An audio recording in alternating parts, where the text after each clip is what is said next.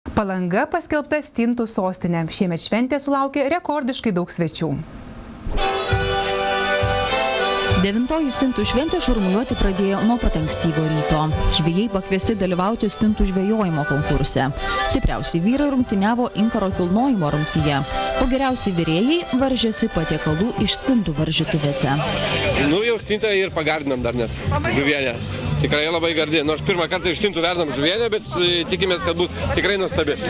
Rūkytomis keptomis stintomis žuvienė šiemet prekiavo 4 kartus daugiau žvejų.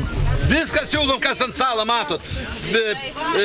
Reiškia, stintų pyragą, natūralios stintos, stintos įviniotos, stintos drabučiuose, stintos išdarytos plekšnės pavydalė, stintos marinuotos, stintos virtos, stintos keptos, žuvienė ir viskas čia pagaminta vietoj. Nuo 5 ryto triūsiam, vargstam. Žvejai šventei ruošiasi iš anksto. Sunkiai, bet prigaudėm šventę, labai ruošiamės ir pagavom biškę. Viskas labai puiku, gražu. Galėtų kiekvieną savaitgalį būti tokių švenčių.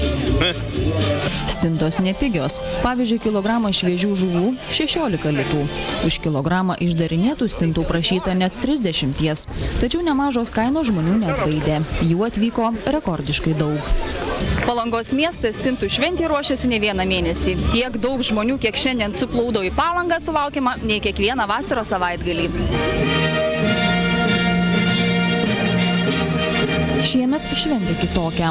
Palanga ne tik paskelbta stintų sostinė, bet ir išrinktas stintų ordinas. Jį sudaro beveik 200 žmonių. 3 pagrindiniai yra titulai, tai yra magistras, maršalas ir kancleris. Visi kiti yra riteriai. Tai yra tie žmonės, kurie jau per 9 metus labai prisidėjo prie stintų šventės populiarinimo. Per stintų šventę visi Palangos viešbučiai sausakimši.